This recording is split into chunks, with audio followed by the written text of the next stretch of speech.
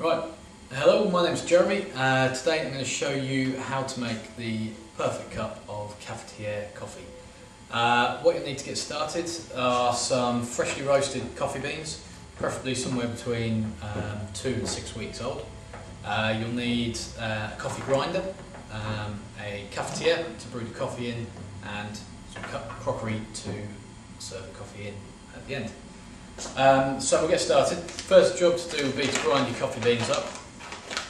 It's really important to use coffee beans rather than pre-ground coffee. Reason being that beans retain their freshness a lot longer than ground coffee does. I'm dosing out here 4 tablespoons. We're going to make coffee in a 4-cup cafetiere today. You want to dose about a tablespoon of coffee per cup you want to make. So that's 4 tablespoons of coffee in the grinder. Lid goes on, and we're going to grind in this grinder for 20 seconds. We're then going to stir the coffee up a little bit and grind for another 10 seconds. That's the way it works best with this grinder. If you have a different one, use some different user settings as the manufacturer dictates.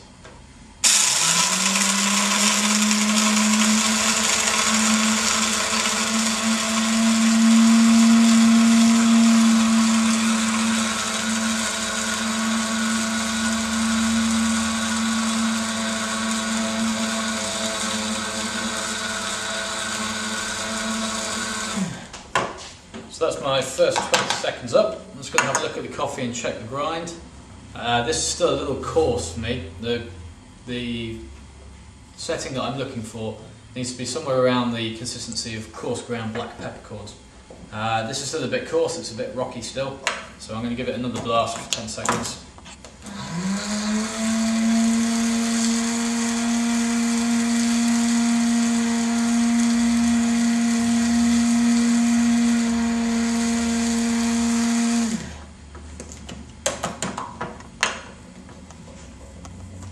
And that's a pretty good consistency for cafetiere coffee there. So I'm happy with that. So I'm ready to decant it into my cafetiere.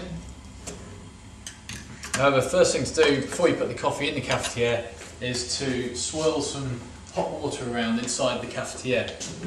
What this is going to do is heat the glass up inside the cafetiere, which means that when you come to brewing in the cafetiere,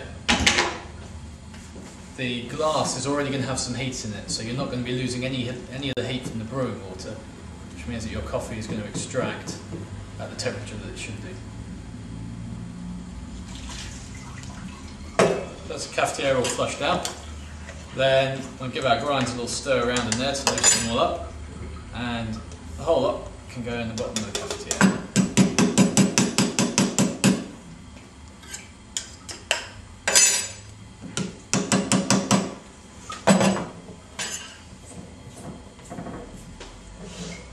Okay, so they're all there now inside. Now we want to bring our water up to just before the boil. Your water wants to be somewhere between 92 and 94 degrees centigrade. This is the temperature the coffee brews best at. Any hotter than that, you're going to start burning the coffee. So what I've done here is I've boiled the coffee through. Now take the lid off and leave it for a little while. I'm going to leave it for maybe 10 seconds or so to bring it back down to temperature.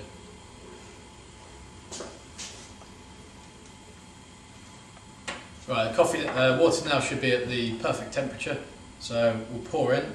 You want to pour in a slow circular motion, just to make sure that all the coffee grounds get wetted, so they all extract their flavour at exactly the same rate.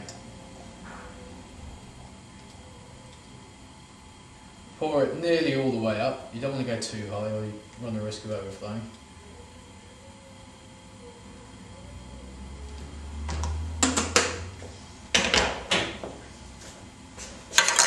We want to give the coffee grounds a quick stir, make sure that it's all been wetted through properly and all the coffee is mixed up with the water nicely.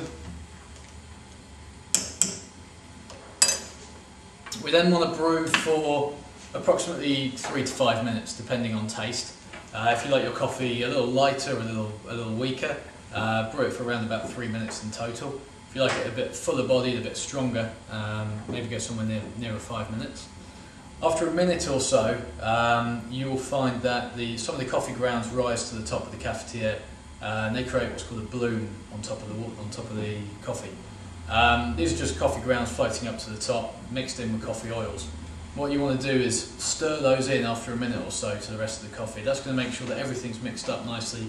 Those oils, which are packed full of flavour, are all mixed into the water, and all the coffee grounds are extracting at the same rate, which is really important. So a minute or so has gone by now, so I'll stir that all in.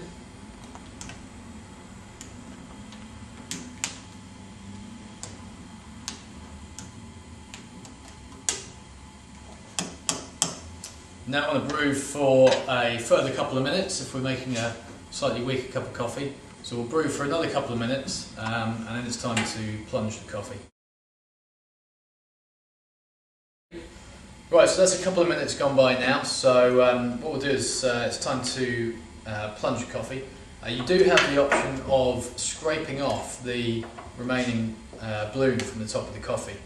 That will get rid of some of the sludgy taste from the end cup of coffee that you sometimes get with cafetiere.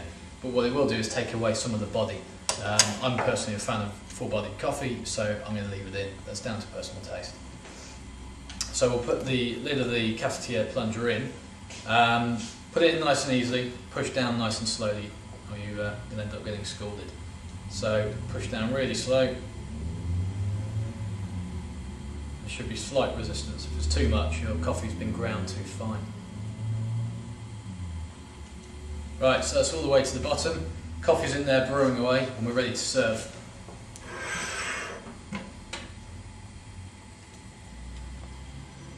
It's also important to make sure that you pour all the coffee all at once. Don't leave coffee sitting in your cafetiere, or you'll end up just extracting more and more of the solubles from the coffee grounds in the bottom. You'll end up with really strong, bitter coffee.